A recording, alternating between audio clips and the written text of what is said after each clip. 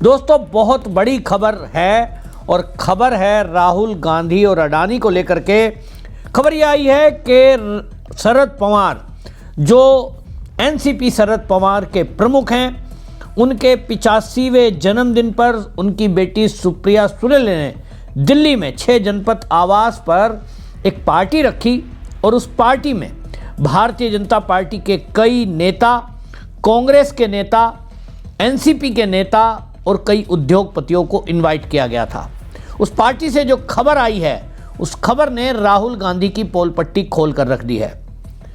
Lalan top के एक programme में पत्रकार से पूछते हुए आदेश रावल, जो पत्रकार उस पार्टी में बताए जा रहे हैं, उन्होंने बताया कि वहां राहुल गांधी और अडानी का जब आमना सामना हुआ तो गौतम अडानी के सामने आने के बाद उन्होंने गौतम अडानी से यानी राहुल गांधी ने हाथ भी मिलाया।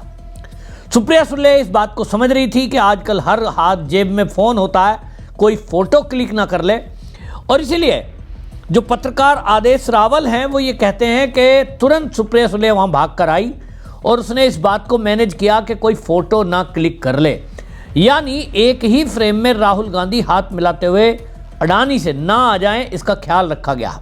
तो क्या एक स्क्रिप्ट पहले से लिखी गई थी कि एक पार्टी ऑर्गेनाइज की जाएगी और उस पार्टी में ये भेंट होगी?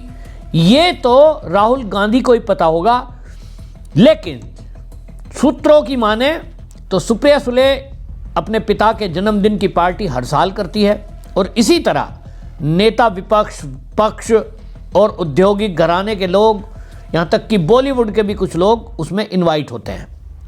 अब ये जनरल एक प्रक्रिया है, लेकिन सवाल यहाँ ये उठ रहा है कि आखिरकार राहुल गांधी जो दिन रात अडानी को लेकर मोदी से जोड़ते हैं, मोदी तो उस पार्टी में नहीं गए, भारतीय जनता पार्टी के और कई लोग और मंत्री भी गए, लेकिन अडानी पर दिन रात प्रहार करने वाला राहुल गांधी अपने आप आगे बढ़कर गौतम अडानी से यदि हाथ मिला रहा है तो कुछ तो ऐसा लगता है कि कोई ऐसी डील हुई है जिसके बाद राहुल गांधी अब उतने आक्रामक अडानी को लेकर नहीं है और अब जो है अडानी कहना भी बंद कर दिया है। हालांकि अडानी का बहुत बड़ा नुकसान राहुल गांधी के कारण देश में हुआ है। ये भी एक सच है कि अडानी पर जितने प्रहार राहुल गांधी ने किए, उसके बावजूद जिन राज्यों में कांग्रेस की सरकार है वहां के मुख्यमंत्रियों ने अडानी के प्रोजेक्ट को मंजूरी दी है और वहां काम भी चल रहे हैं। इसी पार्टी का जब सारा कच्चा चिट्ठा सामने आया तो इस पर हालांकि कांग्रेस का कोई नेता बोलने से बच रहा है, चुप्पी साधे हुए है, लेकिन इस मामले में अब मीडिया में जो खबरें चल रही हैं उस पर एक चर्चा उठ रही है कि अभी हाल ही में आप देखिए कि दिन रात राहुल गांधी जिस तरह से अडानी को कोसता है, अभी LIC का पैसा इस्तेमाल हुआ है अडानी के प्रोजेक्ट में, इस तरह की रिपोर्ट आई और अमेरिका के एक अखबार ने बाकायदा उसको छापा। थोड़ी बहुत चर्चा होकर रह गई, लेकिन उसके अलावा राहुल गांधी ने इस पर कोई प्रेस कॉन्फ्रेंस नहीं की, जैसा कि वो अक्सर करते थे। तो सवाल उठ रहा है कि क्या गौतम अडानी से कोई डील फाइनल हो गई है? इसको इसलिए भी कहा जा रहा है कि रेवंत रेड्डी, जो तेलंगाना के कांग्रेस सरकार वहाँ बनी है और CM है, वो भी इस पार्टी में थे। और एक घटना आपको याद होगी कि वहाँ जो है यंग इंडिया स्किल्ड यूनिवर्सिटी, ये जब बनाने की बात आई तो ये कहा जा रहा है कि अडानी ग्रुप का जो NGO है उसने 100 करोड़ रुपए का डोनेशन देने का चेक दिया था, लेकिन राहुल गांधी जिस तरह से प्रहार कर रहा था तो बीजेपी ने उसे मुद्दा बनाया कि एक तरफ अडानी पर प्रहार करते हो, दूसरी तरफ अडानी से चंदा ले रहे हो। मीडिया में जब ये चर्चा ज़्यादा चलने लगी तो रेवंत रेड्डी को ये कहा जा रहा है कि राहुल गांधी ने कहा कि इनसे कोई हेल्प ना ली जाए, इसका मैसेज अलग जाएगा।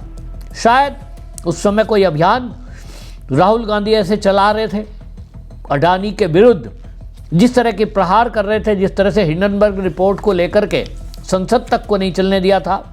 तो कहा जा रहा है कि रेवंत रेड्डी से कहा गया कि ये आप डोनेशन नहीं लेंगे। कोई कह रहा है कि चेक दे दिया था, चेक वापस हो गया।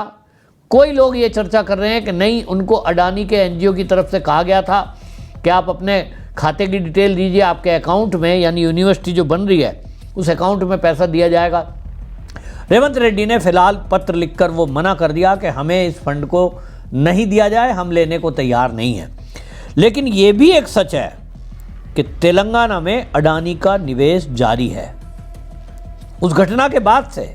और आपको याद होगा अशोक गहलोत राजस्थान के जब मुख्यमंत्री थे उस समय भी अडानी ने वहाँ सोलर ऊर्जा के प्रोजेक्ट पर काम किया और इन्वेस्ट किया है। राजस्थान की अशोक गहलोत की कांग्रेस की सरकार ने अडानी पावर को ज़मीन दी और वो सोलर पैनल लगाए गए, राजस्थान में हुआ। इसी तरह छत्तीसगढ़ में कांग्रेस की सरकार थी, वहाँ भी तब उस समय अडानी के प्रोजेक्ट लिए गए।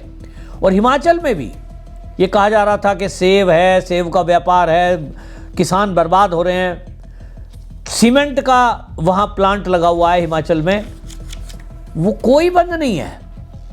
यानी एक तरह से दबाव बनाने की पॉलिटिक्स राहुल गांधी जिस तरह की बात करते हैं, तो कहीं जो लोग चर्चा करते हैं कि क्या राहुल गांधी के ये सारे प्रहार इसलिए थे अडानी पर कि अडानी जो है भारतीय जनता पार्टी के या मोदी के, अमित शाह के निकट ज़्यादा है, कांग्रेस को तवज्जो नहीं देते हैं। अब जो बिजनेस को समझते हैं उनका कहना तो यह है कि जो भी व्यापारी वर्ग है, चाहे वो अडानी हो या अंबानी हो या फिर टाटा हो या कोई बिरला हो, ये सब राज्यों में पूरे देश में कहीं ना कहीं निवेश करते हैं। तो जहां जिसकी सरकार है उसकी पत्ती फिक्स होती है, यानी वो सबसे डील ऐसे ही करते हैं क्योंकि उनको व्यापार कर। लेकिन जिस तरह से अडानी पर राहुल गांधी ने हमले किए, अरबों रुपए का नुकसान अडानी को हुआ।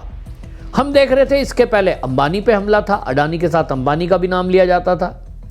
तो रिलायंस के प्रोजेक्ट जो थे पंजाब के अंदर, जब कांग्रेस की सरकार थी, उनके टावर्स उखाड़ दिए गए, उन पे उनकी मतलब जनरेटर चोरी कर लेते थे, कभी टावर की केबल काट लेते थे। ये सब राहुल गांधी के जो इशारे पर कहें या उनके बयानबाजी के कारण होता था।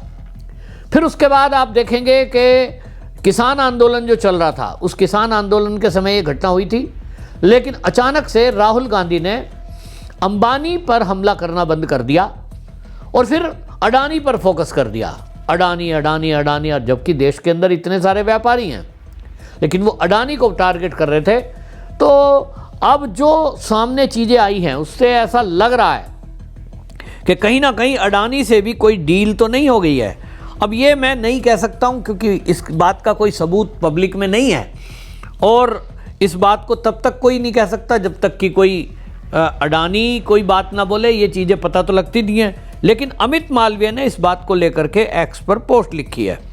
अमित मालवीय ने अपनी पोस्ट में लिखा कि राहुल गांधी अक्सर भारत के बड़े बिजनेसमैन, खासकर अडानी और अंबानी पर हमला करते हैं, उनकी सफलता पर सवाल उठाते हैं और उनके पूरे सिस्टम को छोटा दिखाते हैं जो नौकरियां पैदा करता है और ग्रोथ को आगे बढ़ाता है। फिर भी जिन बिजनेस लीडर्स की है पब्लिक प्लेटफॉर्म पर आलोचना करते हैं, वो अक्सर उन खास पार्टियों में मौजूद होते हैं जिसमें वह जाते हैं। ऐसे समय में जब नया भारत स्टार्टअप, इनोवेशन और यूनिकॉर्न का जश्न मना रहा है, दौलत बनाने वालों का इस तरह लगातार मजाक उड़ाना युवा बिजनेसमैन को एक बहुत गलत संदेश देता है।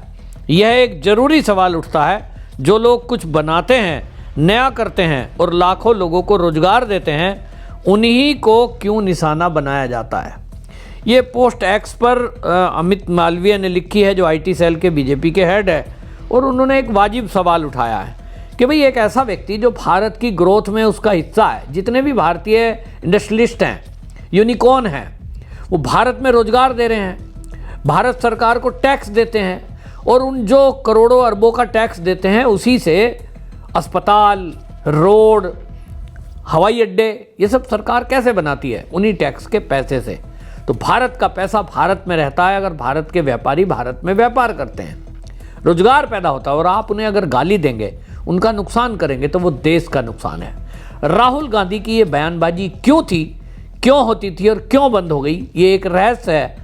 इस पर खुलासा कभी करेगी तो सरकार कर सकती है, क्योंकि उनके पास सारी डिटेल होती है। लेकिन जिस तरह से इन पार्टियों में हमने भारतीय जनता पार्टी के मंत्रियों तक को देखा है, जिस तरह की खबर आई कि इस पार्टी में निशिकांत दुबे भी थे, बीजेपी के सांसद किरण रिजिजू भी थे, अनुराग ठाकुर भी थे, जयंत पंडा, जयंत चौधरी, नीरज शेखर, अजीत पवार, प्रफुल्ल पटेल जैसे लोग भी थे जो एनसीपी से बगावत करके आए हैं। तो अब आप अंदाज़ा लगाइए कि क्या कभी शरद पवार पर कोई कार्रवाई हो पाएगी? क्या सुप्रिया सुले के खिलाफ कोई ये केंद्र की मोदी सरकार कार्रवाई कर पाएगी? तो क्या राहुल गांधी के खिलाफ भी जिस तरह की चीज़ें चल रही हैं, हमें तो लगता है बस ये एक नूरा कुश्ती जिसे कहते हैं, बस केवल ये चल रहा है दिखाने के लिए, जनता को कुछ विषय बनाने के लिए।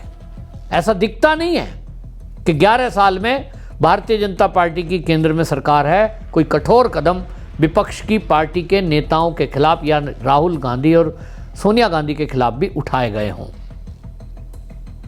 सब नेता सबसे मिलते हैं और जब हम चुनाव देखते हैं तो ये एक दूसरे पर आरोप प्रत्यारोप करते हैं। ये क्या केवल लोगों की आंखों में धूल झोंकना है या वाकई में कुछ ब्लैकमेलिंग का कोई गेम है? ये एक रहस्य है। आपकी इस पर क्या राय है? कमेंट में जरूर लिखिए, वीडियो शेयर करिए। वंदे मातरम।